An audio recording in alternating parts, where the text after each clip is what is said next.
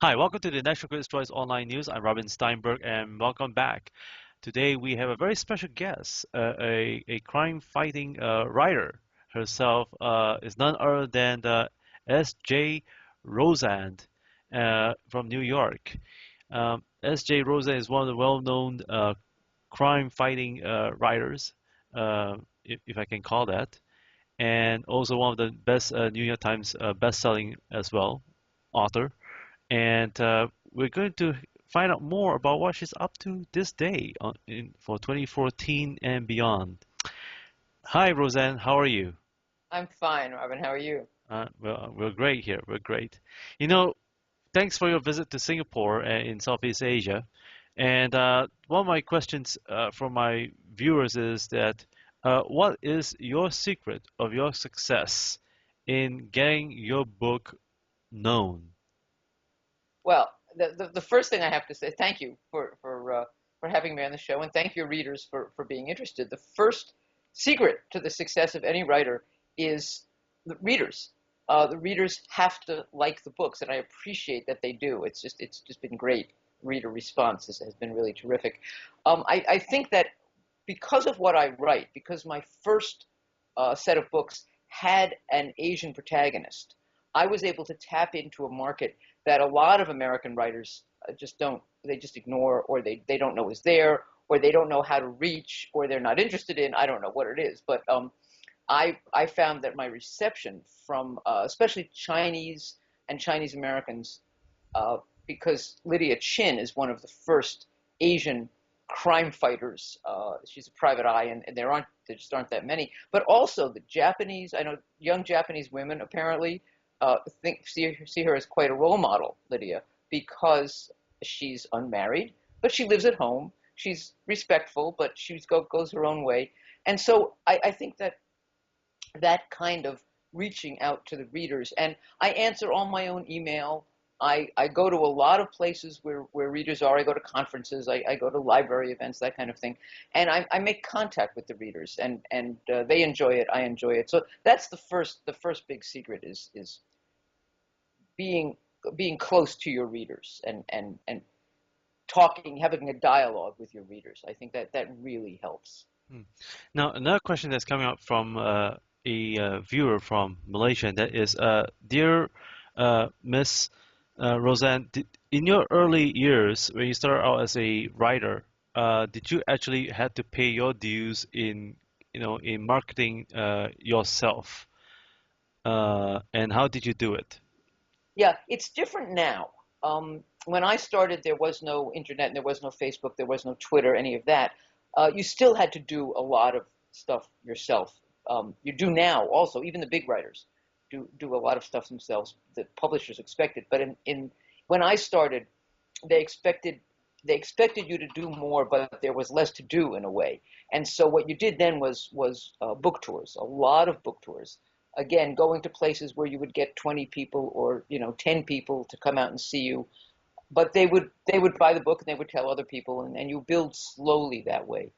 I think now it's a little easier. You can do a blog tour. You don't actually have to go from place to place. It's a lot cheaper for the writer, and you talk to a lot more people.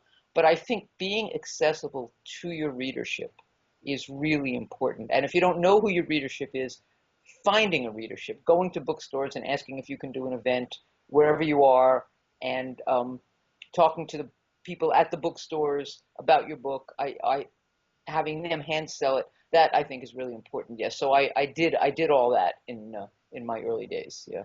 Another viewer from Brunei, dear Miss Roseanne, how do you encourage yourself in your early years, even though when you have only, if you do have only have, say, two or three people show up at your book launch, how do you encourage yourself?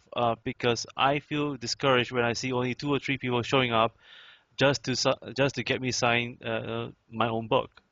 Yeah, I understand that. I completely understand it. And some days you think to yourself, why am I doing this? What's the point?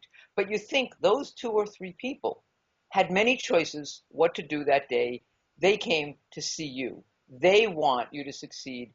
They like you. They appreciate you. Ask them to spread the word about you to other people.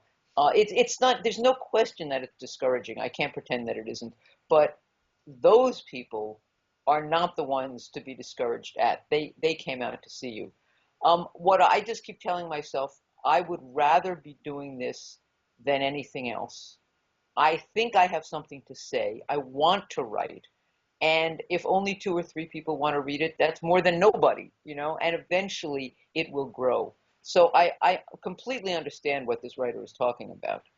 And especially, I don't know, this, you say that writer is in Brunei. I don't even know how many opportunities there are in Brunei to get your work out. And I don't know if publishing abroad, in other parts of the Middle East and Asia and stuff is an option for that writer.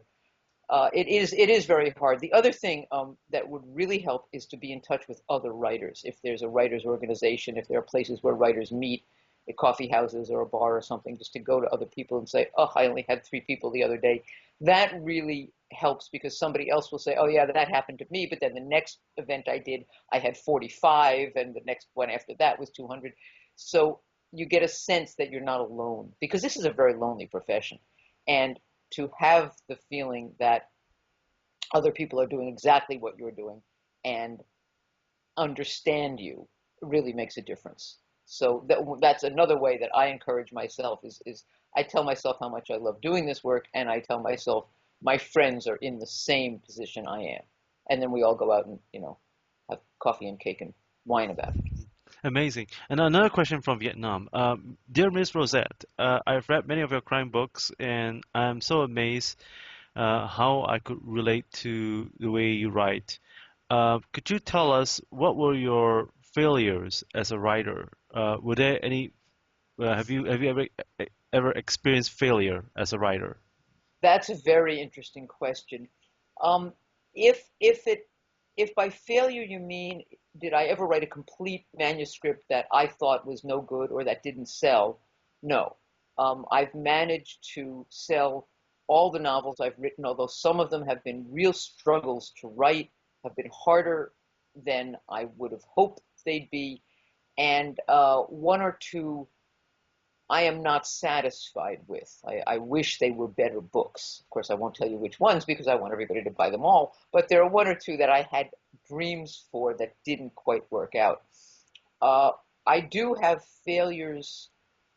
There are one or two short stories I've started that I really want to write and I don't know how to do this. I don't know where to take them. I put them away. I don't know if I'll go back to them. But I think it's really important, and this happened to me, one of my early books. The book was a mess. I got to about the middle, and I didn't know what to do. I didn't know how to save it. I didn't know where to go. I didn't know how I got into that mess. And I said to myself, well, sometimes people don't finish books. You can just put it aside and start a new book. And a little voice said to me, if you do that, you will never finish anything again. But on the other hand, if you don't do that and you finish this, you can finish anything. And I thought, oh, really? And so I finished that one, and it was really hard. I had a long talk with a couple of people I know. I told them, this is my situation, this is my plot, this is where my characters are, what do I do now? And people had suggestions. That's a dangerous thing to do because people might make suggestions that just have nothing to do with the book, and you might follow them. But these were people I trusted. And that I was able to finish that book.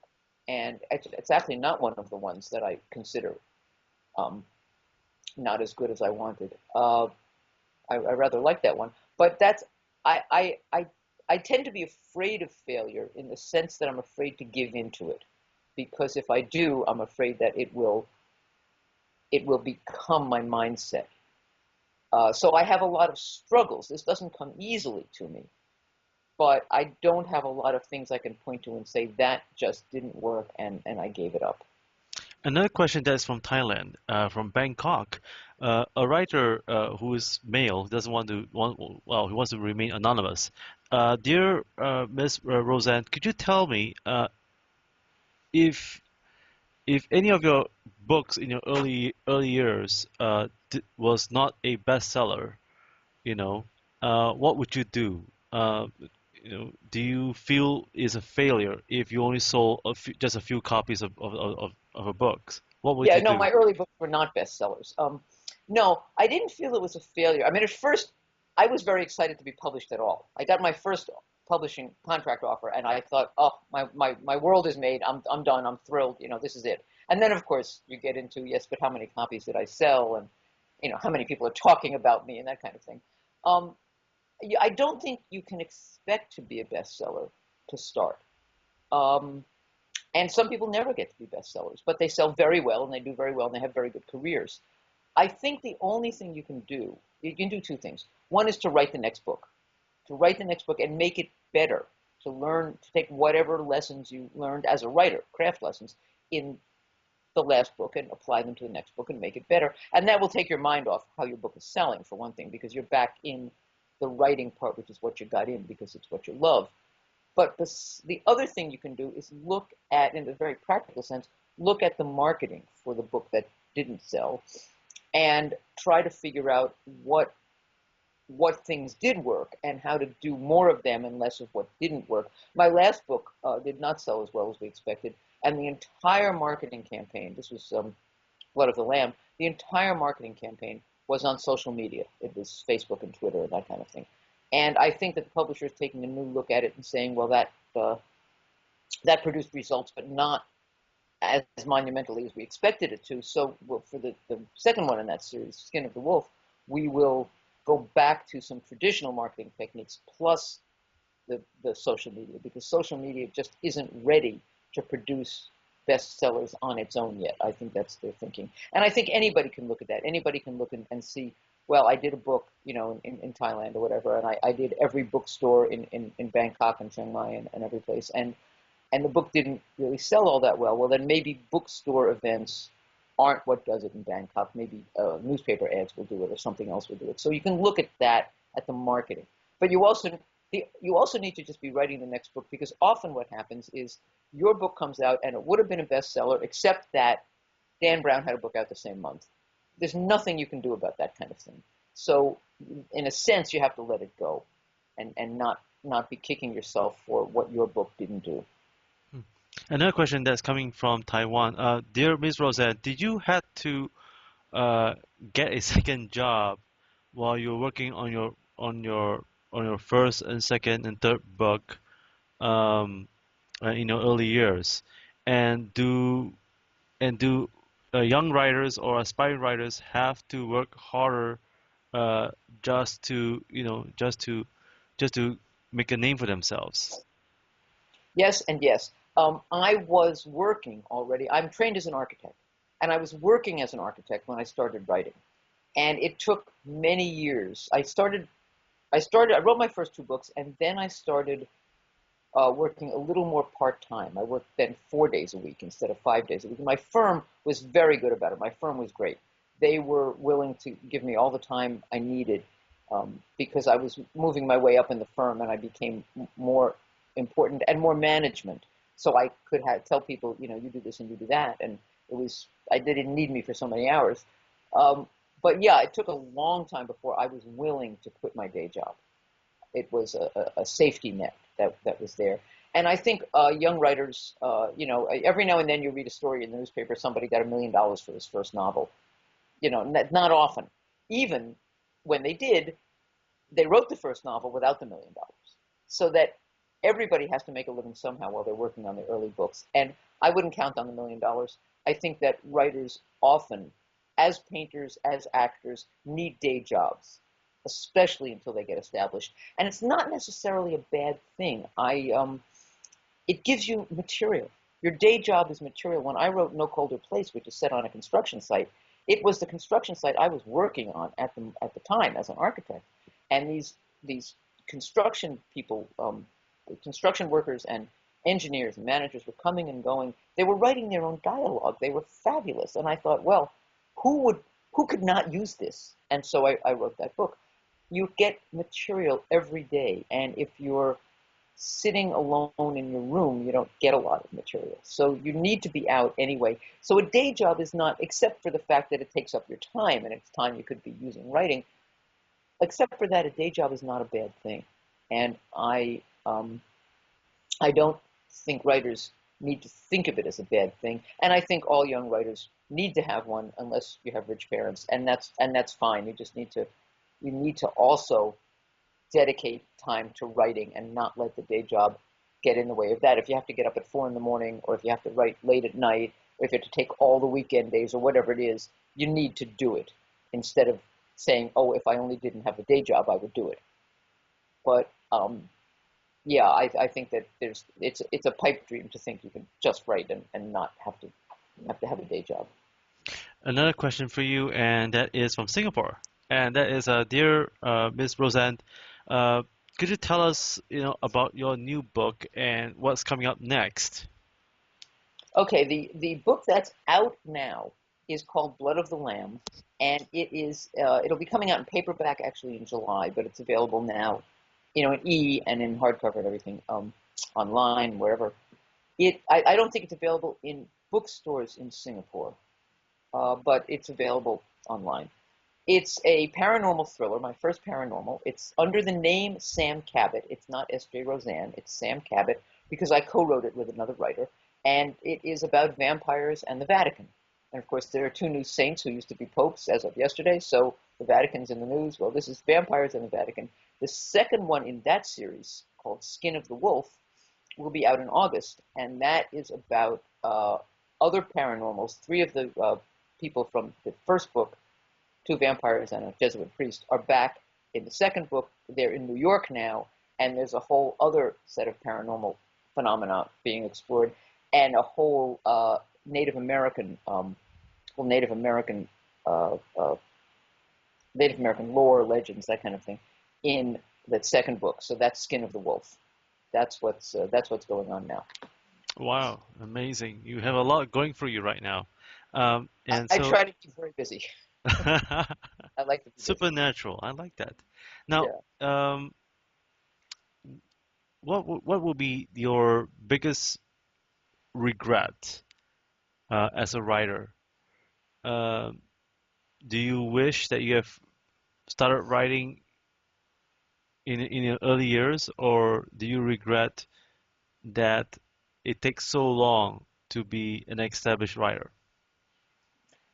I actually regret that it takes so long to write a book. There are so many books I want to do, um, and it takes me a year. Not other people. I know people who can write a book in 6 months.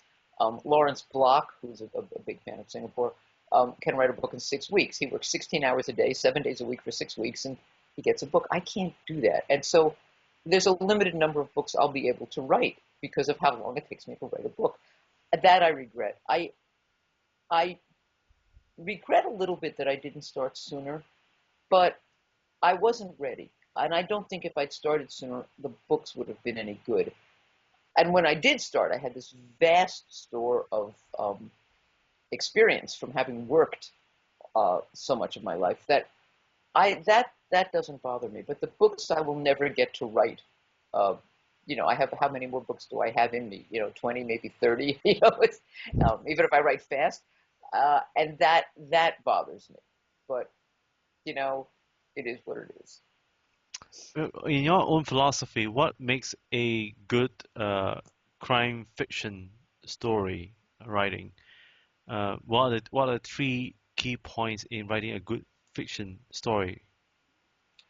Good crime fiction, I think, first of all, the crime fiction has a built-in advantage, which is that it's about something important, and especially if you're talking about murder, life and death is important, and it's intrinsically, if you say someone's been killed, people want to know why. They want to know what happened, and so people will stick with you for a while. It has to have good characters. It has to have characters people care about.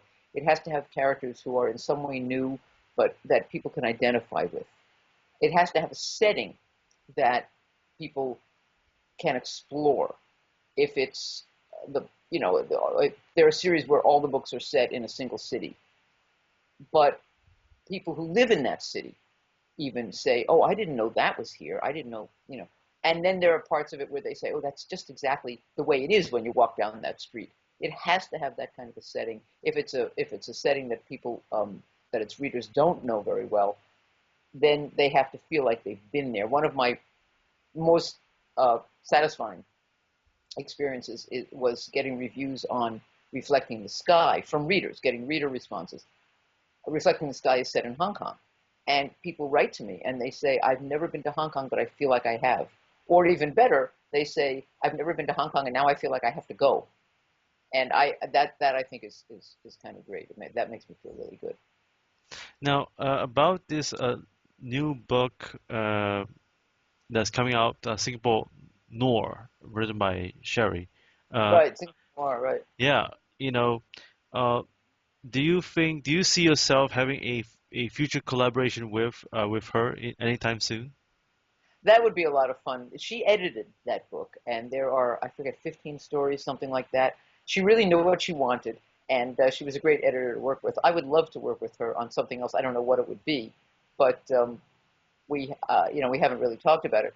But she is another one she's busy all the time. I actually was with her yesterday, and she is working on a project, and she started another project, and she has another project in mind. Like, okay, calm down. So that would be kind of great. I want all your viewers to know that Singapore Noir is launching in Singapore, I think next week, um, the beginning of May. So they should look for that.